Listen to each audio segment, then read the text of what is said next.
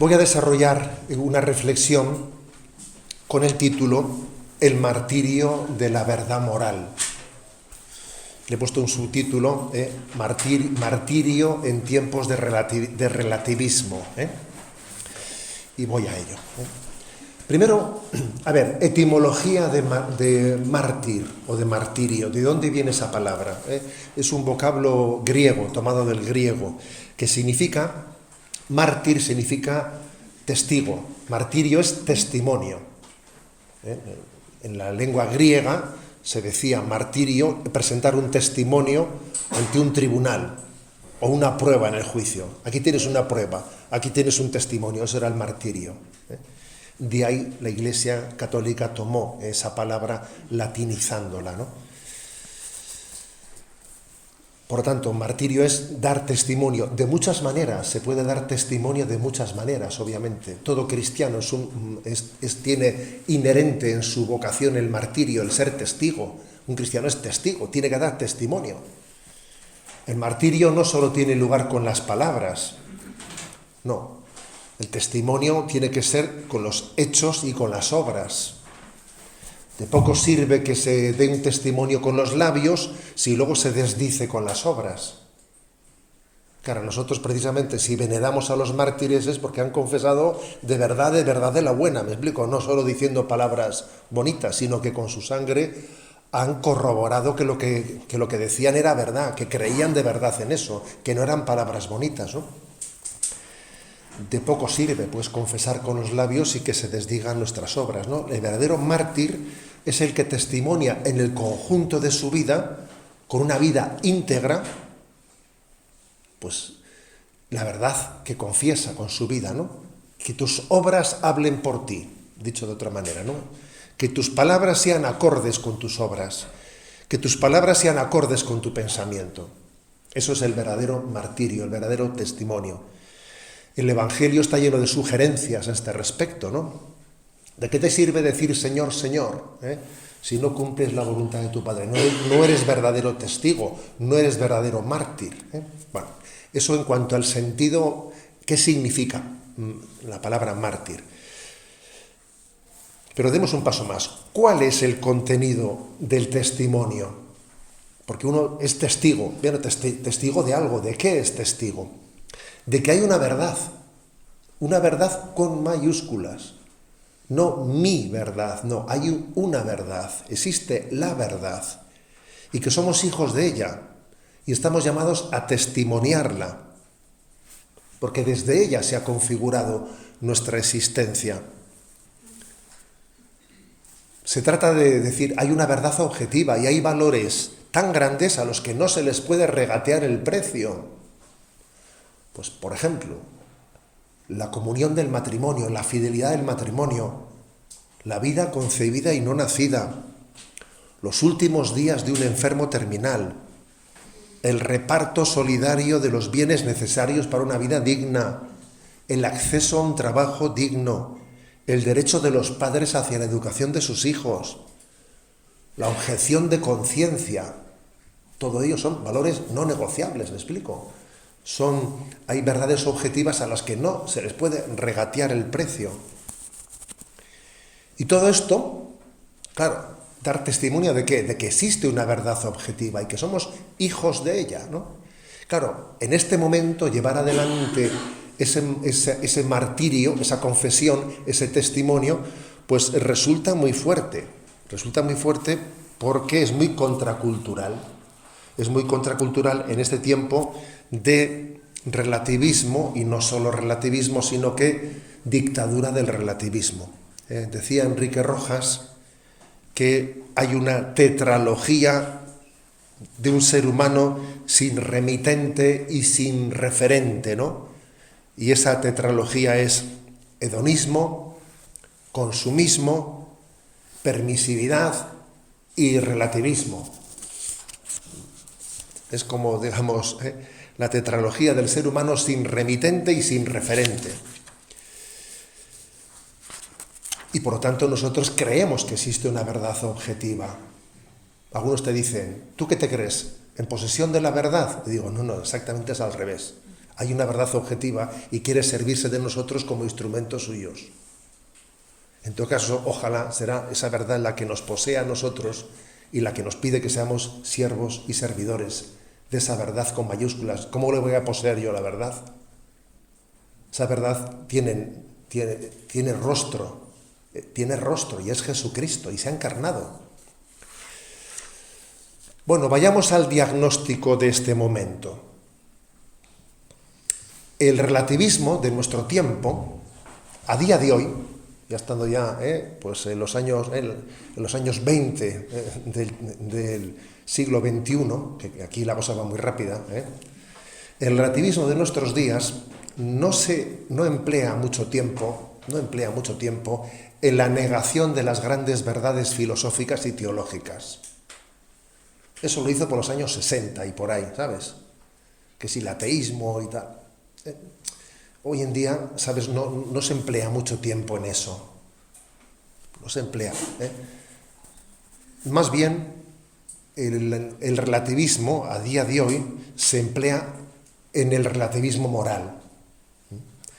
Hemos pasado del modernismo al posmodernismo. Estamos en el posmodernismo, no son los tiempos.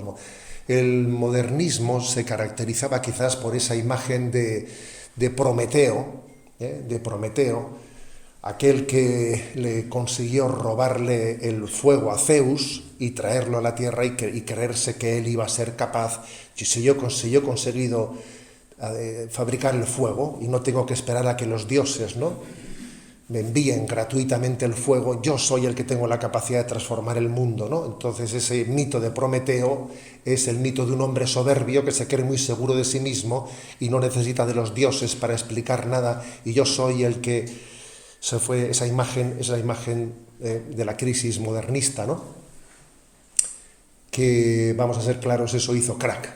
Eso hizo crack porque en el siglo XX fue un auténtico desastre. Las dos guerras mundiales mostraron que el humanismo sin Dios, el hombre se convierte en un lobo para el hombre, y eso fue un desastre.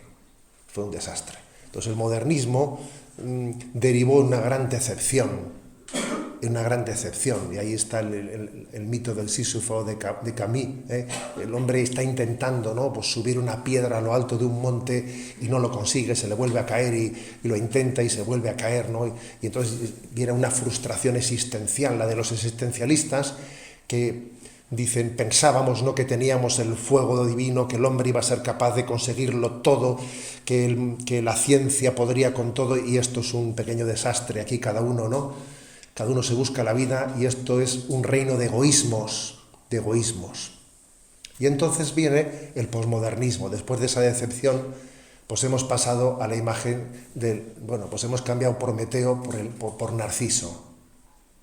Y mira, no te emperres en subir esa piedra a lo alto del monte, mejor aquí abajo nos tumbamos en la tumbona e intentamos tomarnos algo fresco, y lo pasamos un rato bien. Déjate de grandes ideales, vamos a pasárnoslo bien, a mirarnos al espejo y a decir que nos gustamos, y a mandarnos, pues no sé, fotos continuamente de qué es lo que estoy comiendo o qué es lo que estoy viendo. Entonces hemos cambiado del modernismo al posmodernismo. Hay un salto potente. Ha habido una gran decepción porque el modernismo fue un gran fracaso. Entonces ahora mismo, en este momento, ya pocas discusiones veremos sobre la negación de la existencia de Dios. Si la gente se pone a hacer yoga y tal, y zen por relajarse un poco, ¿sabes? O sea, es decir, curiosamente hemos pasado del ateísmo más bien al sincretismo, de picotear de todas las religiones un poco. Si hoy lo que se lleva no es el ateísmo, fíjate. Si hoy lo que se lleva es hacer un poquito de supermercado de variedades, para relajarnos un poco. Casi la utilización de lo espiritual, es curioso, el modernismo fracasó. Ahora mismo, en donde estamos atrincherados, ¿no?, pues es en el narcisismo, que el narcisismo es como el deseo del hombre, lo que me apetece, convertido en ley, convertido en norma. Hacer una realidad, o sea, construir la realidad desde mi deseo. Es donde estamos.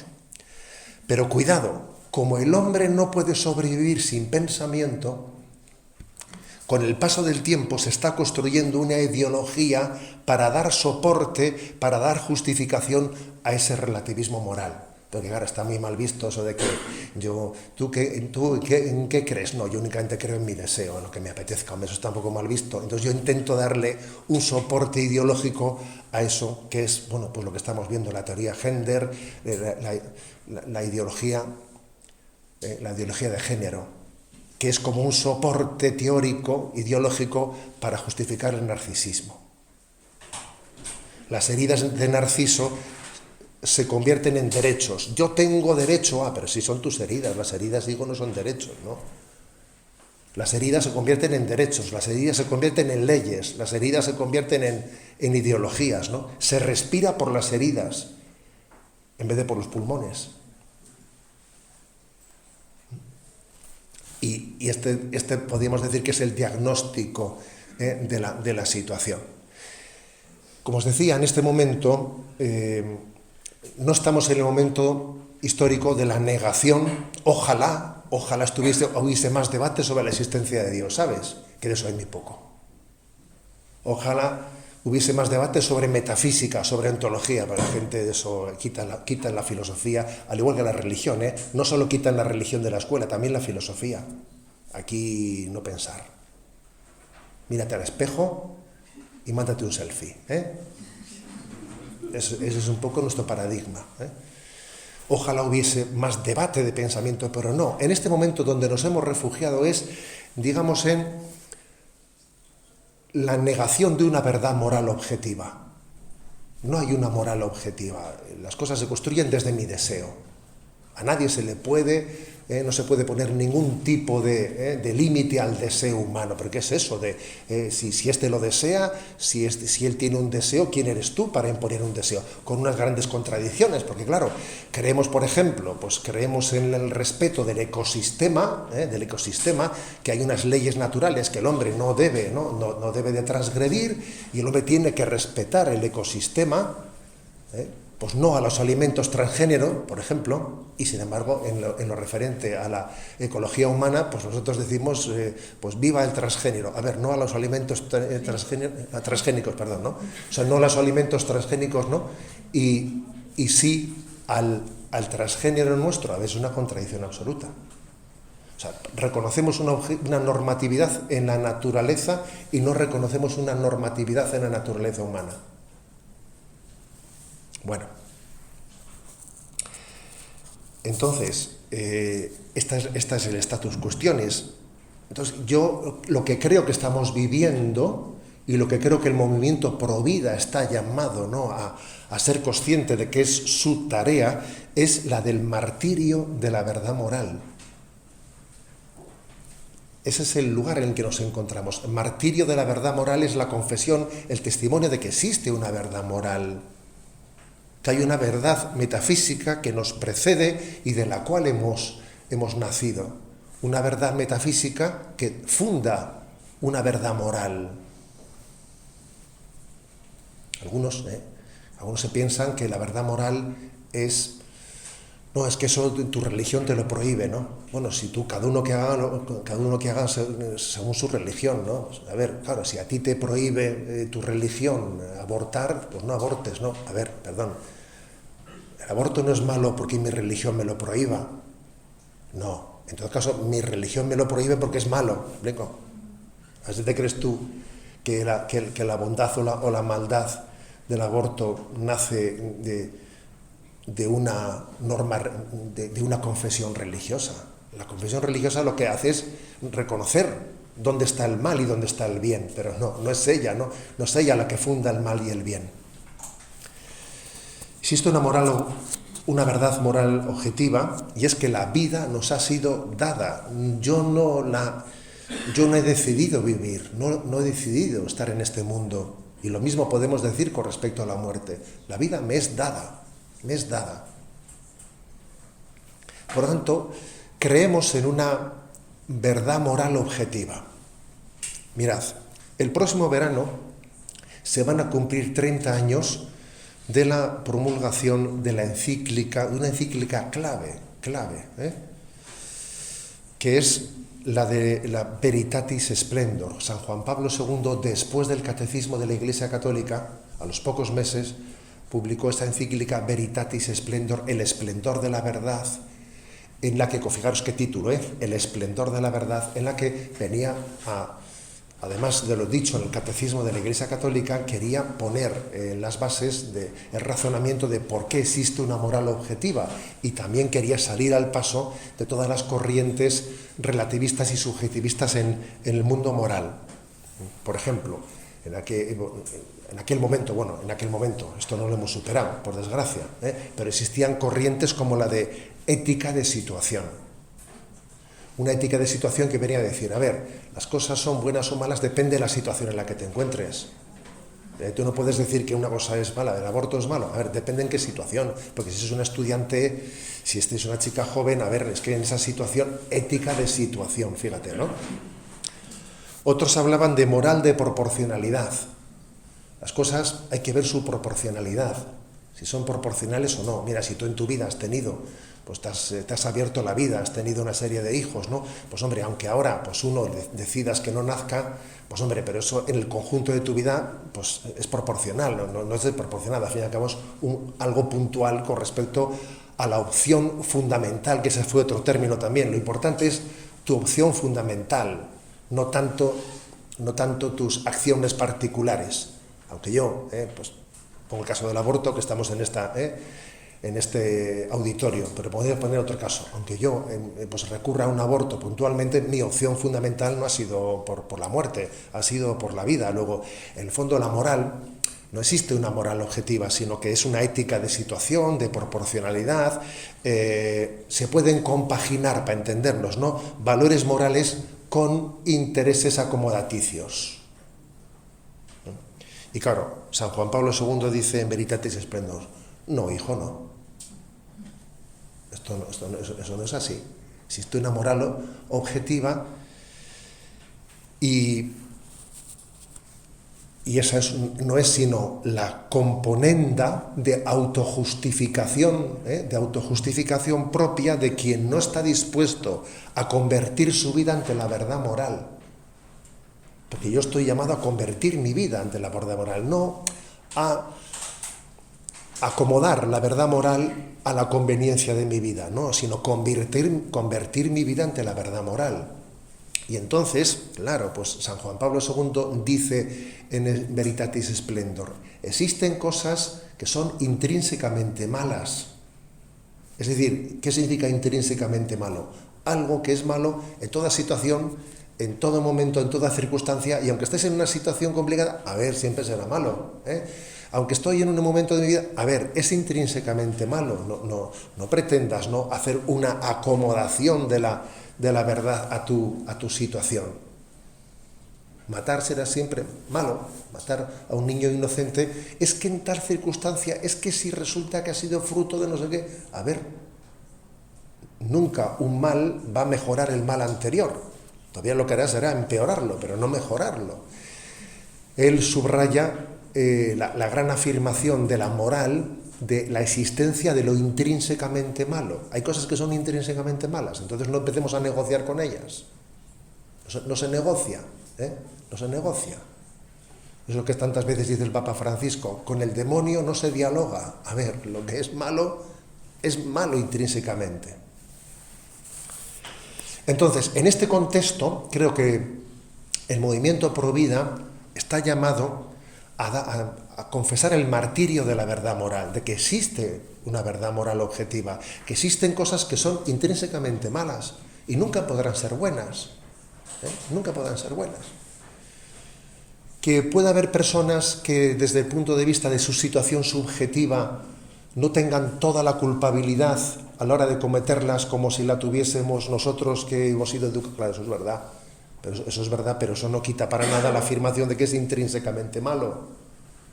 Otra cosa es que, claro, puede haber personas que por una educación deficiente o por la situación de presión, de auténtica presión a la que están sometidas, que su libertad está muy disminuida, pues el grado de culpabilidad que tengan esté limitado delante de Dios. Pero eso es otro tema. Ahora estamos hablando de si el acto en sí, qué calificación moral tiene. A ver, si lo que es intrínsecamente malo nunca puede ser, es malo pero un poco menos. No, eso no puede serlo. Bien, el movimiento Provida confesando la verdad moral. Creo que, no sé si vosotros sois conscientes de ello, ¿no? Pero la aportación que hace el movimiento Provida en todas sus familias, ¿no? A la sanación del relativismo en el seno de la propia Iglesia Católica y de las comunidades cristianas es muy grande. Porque el aborto se ha convertido en una piedra de toque para desenmascarar el relativismo moral. Me explico. Piedra de toque. Me toma un poco... me tomo la molestia de decir, esa palabra de dónde viene. Entonces resulta que la palabra piedra de toque se llama piedra de toque a una piedra que suele ser de color oscuro, de cuarzo, que suele servir para conocer la dureza de los materiales. Sobre esa piedra, que es la piedra de toque, se suele probar, pues por ejemplo, es que tal calidad tiene el oro o la plata, es la piedra de toque. Sobre ella se prueban las demás cosas. Yo me atrevo a decir que el aborto es piedra de toque para desenmascarar el relativismo moral. En un sentido amplio y figurado, piedra de toque es como aquello que permite calibrar el valor preciso de una cosa. ¿Y qué es lo que aporta la batalla contra el aborto? Bueno, pues que con el aborto no cabe punto intermedio. Que entre matar y respetar la vida, punto intermedio no hay. Sorber o soplar, hijo, las dos a la vez no pueden ser. Porque es que las dos cosas a la vez no pueden ser. Entonces, esa es la gran contribución de la causa Provida. Entender que hay valores morales en los que no hay punto intermedio. Por ejemplo, ¿no? Los últimos días hemos visto algunas declaraciones de la presidenta de la Comunidad de Madrid, doña Isabel Díaz Ayuso, que claro, uno valora el que exista una político que también diga, no, tenemos que intentar ir poco a poco erradicando el aborto, y valoras el que exista alguien que tenga una mentalidad que apunte, ¿no? Que apunte en la dirección correcta. Ya, pero que te das cuenta que al mismo tiempo está infectada de ese intento de compaginación, ¿no? Cuando más o menos me dice, ya, pero es que a nadie se le puede obligar a ser madre. Dice, hombre, a ver, madre ya lo es. Ahora el asunto está en que a ese hijo se le permita una oportunidad en la vida o que acabemos con él. Entonces, a ver, a nadie se le puede obligar, perdón, esa frase no está bien pensada. Madre ya lo es. Entonces, ¿qué hacemos con el niño?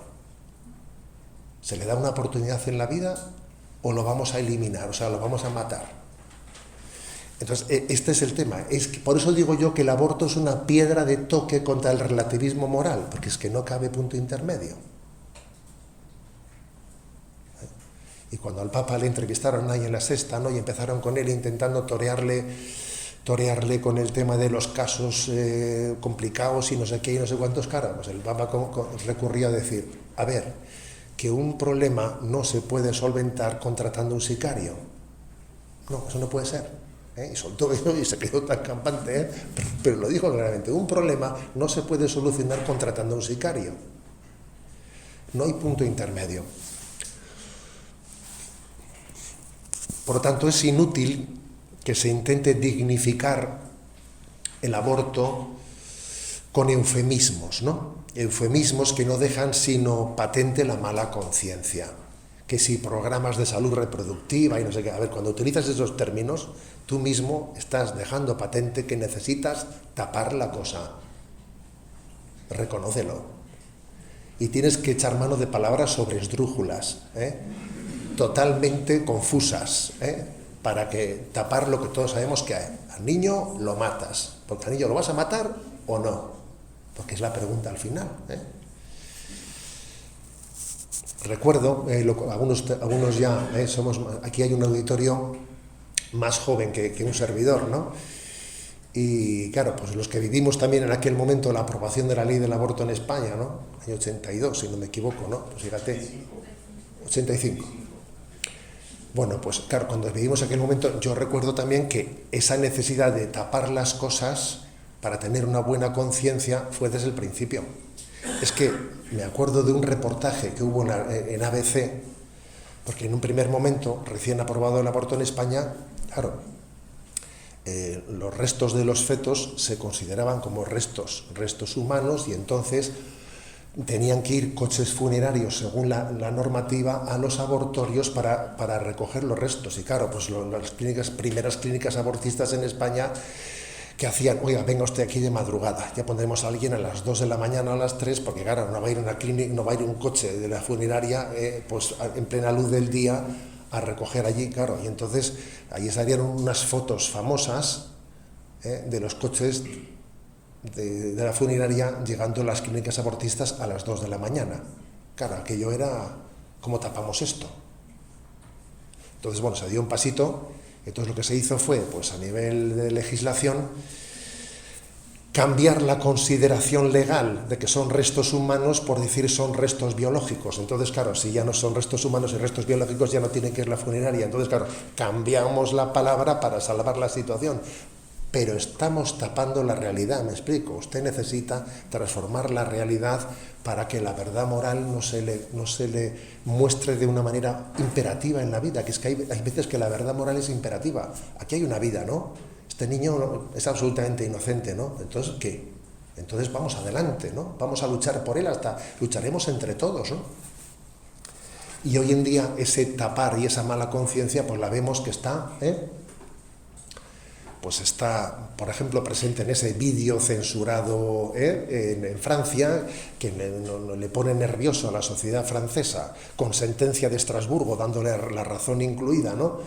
Pues de que, claro, ¿cómo vamos a sacar un vídeo en hora de máxima audiencia en televisión, que salen los niños del síndrome de Down, diciéndole a sus futuras mamá, vamos a ser felices y vamos adelante, yo soy feliz, tú vas a ser feliz? Y claro, eso no lo soporta una conciencia que huye de la luz y necesita la oscuridad para sentirse un poco aliviado. Y cogemos y decimos, no, ese vídeo se censura. Como también censuramos, pues el que alguien, pues en el entorno de una clínica abortista esté rezando o esté dando una alternativa, porque obviamente eso nos deja patente, ¿no?, nuestras obras ante la luz. Deja patente nuestras obras, ¿no? Y cuando alguien vive de espaldas a la verdad moral, dice que apaguen esa luz, por Dios, que molesta. A veces nos dice, por favor, apaga esa luz que molesta, ¿no? Y entonces somos capaces de decir que apaguen esa luz, aun privando del derecho a la libertad de expresión, que se suponía que era un derecho sacrosanto, ¿no? La supuesta libertad de expresión, que no sé dónde queda en este momento. Por lo tanto, repito, la causa provida es una piedra de toque. Es una piedra de toque frente al relativismo moral, frente a la pretensión de construir una ética a nuestra medida, porque es que hay cosas que no cabe el punto intermedio, ¿no? Y también me atrevo a decir que es una piedra de toque en el sentido bíblico. A ver, ahora cambio un poco de escenario, me voy al mundo bíblico. Todos recordáis en el capítulo 2 del libro de Daniel aquella visión que tuvo Nabucodonosor, ¿recordáis? Nabucodonosor tuvo un sueño y vio un gran gigante, ¿no?, que tenía la cabeza de oro, el cuello de plata,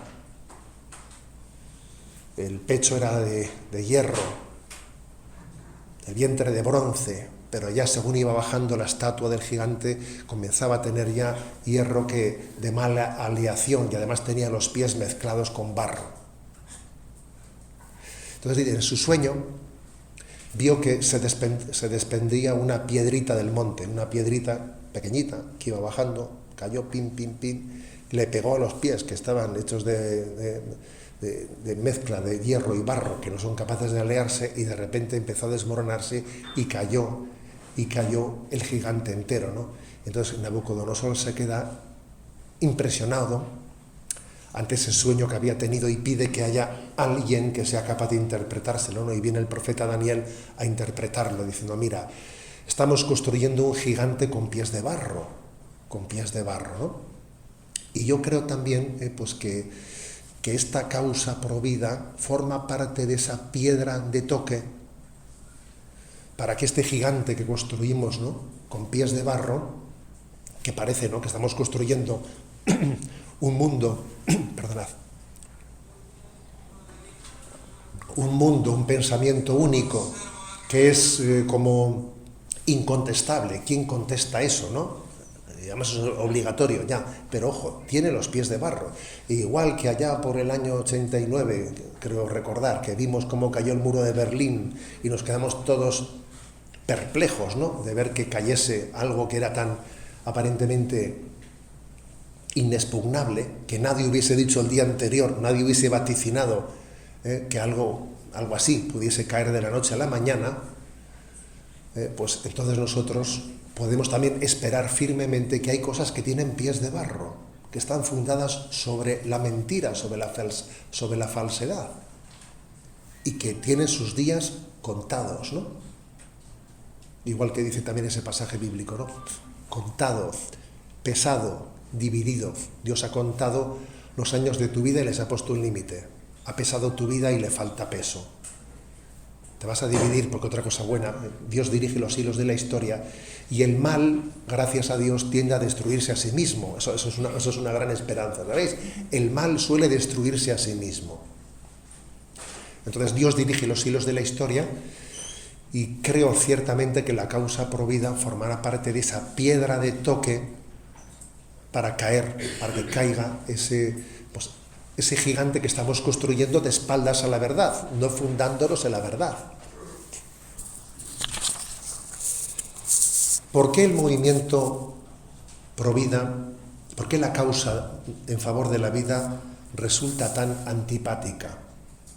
Me refiero, ¿para quién? Oye, pues tú piensas así y yo pienso así, ¿no? O sea, decir, oye, pues en este mundo es pues libertad de pensamiento, ¿no? Libertad de expresión, ¿no? Oye, tú, no sé, siempre se había dicho tal cosa, libertad de expresión. Aquí, oye, anchas Castilla, ¿no? Hay sitio para todos, ¿no? Tú verás. ¿Por qué tú no puedes poner el vídeo ese de Francia? Porque ese vídeo, pues ya pondré yo el mío. Tú pones ese y yo pongo el mío. ¿Por qué necesito ¿por qué me siento tan incómodo? ¿Por qué Enrique VIII se sintió tan incómodo ante el silencio de Tomás Moro? Si se estaba callado, si no te estaba diciendo nada. Mira, Tomás Moro se calló, pero claro, es que su silencio clamaba, ¿sabes?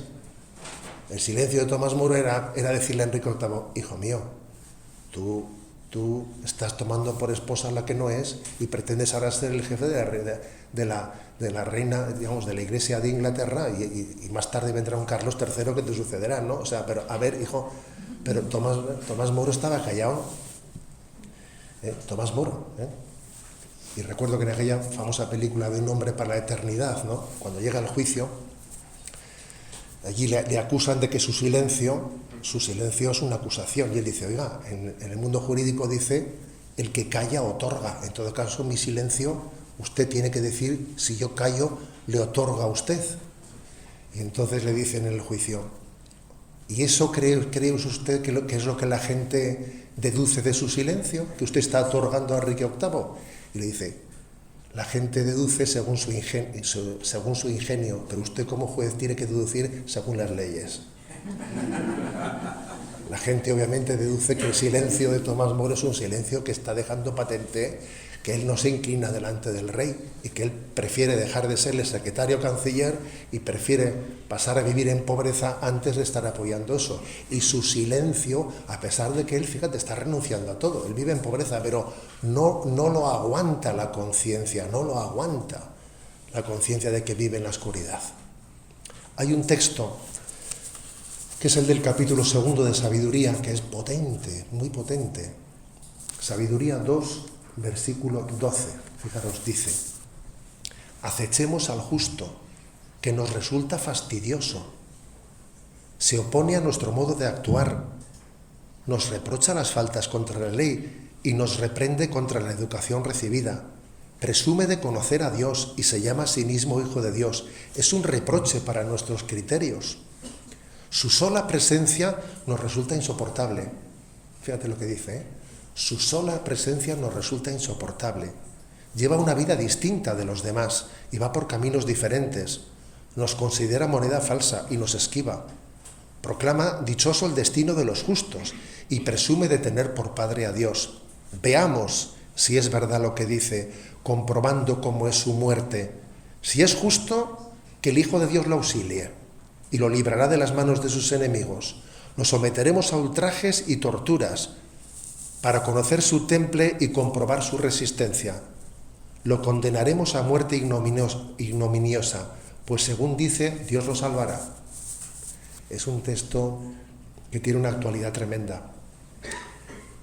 A quien ha dado la espalda a la verdad moral y por mucho que intente justificárselo, obviamente tiene una mala conciencia, porque la conciencia no se puede fabricar, es Dios el que nos la ha dado. Y es verdad que podemos hacer muchos intentos de intoxicar la conciencia y de malformarla, pero de vez en cuando nos da sustos. Por las noches, cuando muere la abuela, yo qué sé, se nos revela la conciencia, ¿sabes? Se nos revela. Alguno incluso cuando se emborracha, se le revela la conciencia y dice lo que verdaderamente piensa, ¿sabes? Porque claro, está ahí y no hay quien la calle, ¿eh? No sé si conocéis el detalle, ¿no? Que cuando Miguel Ángel Blanco le asesinan, hoy en día sabemos por los estudios de criminología que se han hecho que la persona que le disparó devolvió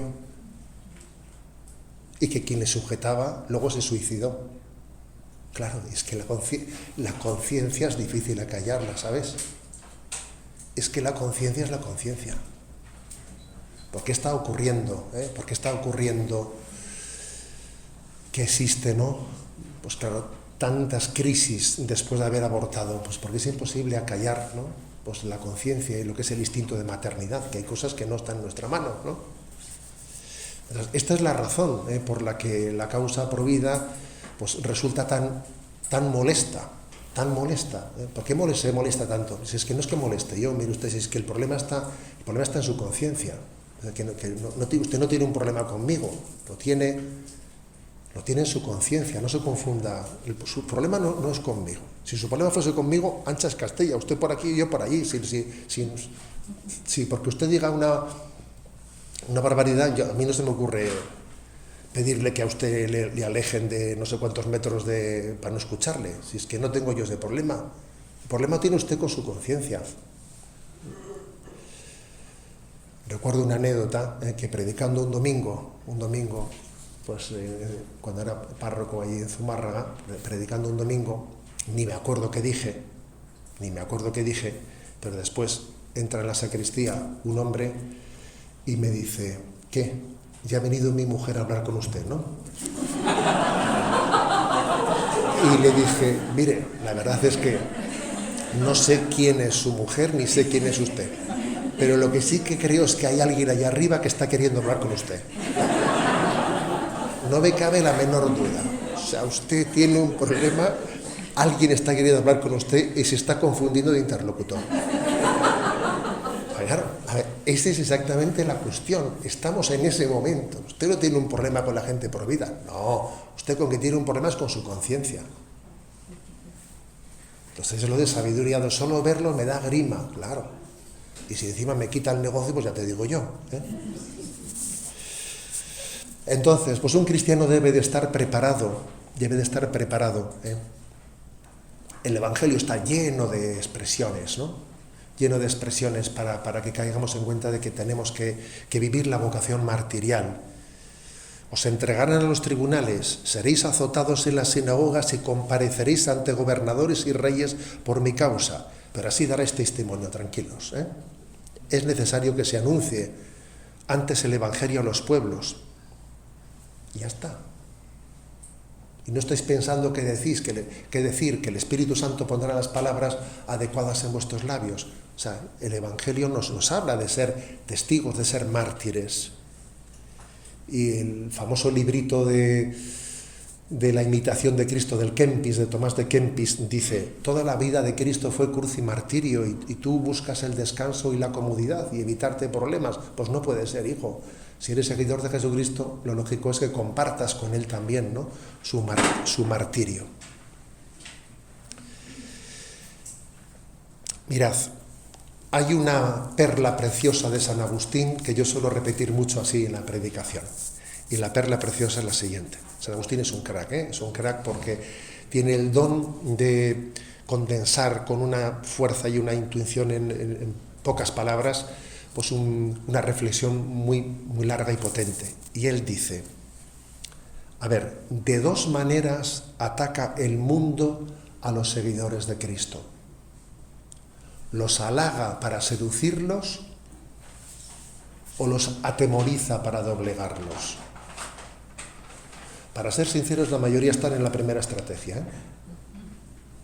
La mayoría están en la primera estrategia, que es que el mundo nos seduce y vamos haciendo una componenda con el mundo y vamos de alguna manera pues haciendo un pacto, porque que no me llamen talibán, ¿sabes? ¿No? Pues la mayoría, por desgracia, fácilmente es seducida por el mundo, es mundanizada. Si tú haces una encuesta por ahí diciendo, a ver, ¿usted cree que hay que estar en contra del aborto siempre, también en todos los casos, cuando a usted le venga muy mal, cuando la cosa se plantee difícil, cuando el niño venga con problemas de salud y todo alguna excepción habrá que hacer? No, claro, enseguida haremos una componenda con el mundo, claro. Pero fíjate, dice, ¿no? De dos maneras ataca el mundo o el maligno a los seguidores de Cristo. Los halaga para seducirlos o los atemoriza para doblegarlos. Cuando por el primer camino no lo consigue, lo intenta por el segundo. Y el segundo es, te intento meter miedo, te intento callar la boca, te voy a montar un lío, mediático. Vas a ver tú qué lío va a salir el telediario. Que de alguna manera es amedrentarte. O te intento mundanizar, o si no lo consigo, te voy a amedrentar. Y de San Agustín, estas son las dos estrategias. Ojalá nos toque la segunda, porque será signo de que hemos sido resistentes a la primera. El que no esté en la segunda, tenga cuidado que no esté en la primera. Vamos a ver, el que no sea perseguido, que se lo haga ver. A ver, cuidado, porque dice el Evangelio, ay, si todo el mundo habla bien de vosotros. El que no sea perseguido, que se lo haga ver, que lo reflexione. Vamos a ver. En resumen, queridos hermanos, yo me acuerdo que siendo seminarista leí un libro de los primeros siglos de la patrología, que se llama, de los padres de la Iglesia, un libro de Orígenes, que tenía el título de Exhortación al martirio, que lo tenéis por ahí, lo podéis leer perfectamente. Exhortación al martirio de Orígenes, y lo encontraréis en la red y también publicado, en la editorial Ciudad Nueva y en varias más. Exhortación al martirio de Orígenes, que fíjate tú, era un momento en que el imperio romano había cejado en la persecución, había unos momentos de paz, pero estaba claro que Juliano el apóstata iba a volver de nuevo con la siguiente, ¿no? Entonces, viendo lo que venía, ¿qué escribe Orígenes? Exhortación al martirio. Estad preparados, que van a venir a por nosotros. Venga, no os asustéis. Y a mí me impactaba mucho ver cómo a la primera comunidad cristiana le exhortaban al martirio. Porque claro, así es difícil mundanizarse, ¿sabes? Así uno se agarra a la cruz de Cristo. El precio de la esperanza es el martirio. La esperanza cristiana, la esperanza de que este mundo va a ser transformado, de que este mundo será diferente, de que Dios hace nuevas todas las cosas. Esa esperanza es firme, pero ojo, tiene el precio del martirio, tiene el precio de la confesión de la fe.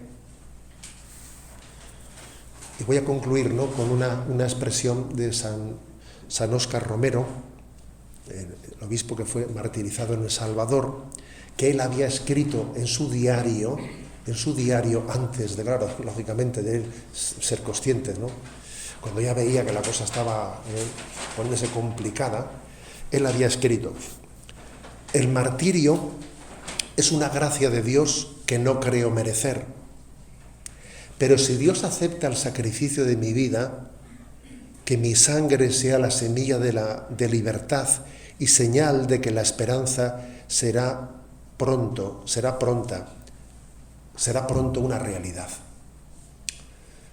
El martirio dice él, es una gracia que no creo merecer. El martirio es un don. Si Dios nos da la gracia del martirio, dar testimonio del Señor es un don, es una gracia, ¿no? Pero sin embargo, cuando Dios la da, pues no tenemos sino que acogerla y ser firmes y entregarnos a ella, ¿no? Por eso, permitidme deciros, ¿no? Todo el movimiento Provida, todos los que dentro de la gran familia Provida nos estáis haciendo presente el valor incondicional del don de la vida, estáis cumpliendo, estáis haciendo una labor de la que no sois conscientes, no somos conscientes, ¿no? Ser piedra de toque frente a una falsa ideología que está sosteniéndose sobre la falsedad, ¿no? Que tiene sus días contados, y nos ofrecemos a Dios como instrumento suyo para llevar adelante, ¿no? Ese designio en el que Dios quiere fundarlo todo en una verdad plena y absoluta, que es la que nos hará libres. La verdad nos hará libres, ¿no? No le tengamos miedo a la verdad, porque la verdad, el amor, la misericordia, la justicia, la ternura, todas esas cosas que nos parece que son muy difíciles de compatibilizar, son sinónimos en Dios. Verdad, caridad, misericordia, justicia. Nosotros vemos cosas, qué distinto es uno de otro. A ver cómo lo compatibilizo. En Dios todo es uno. En Dios todo es simple. En Dios todo es sencillo.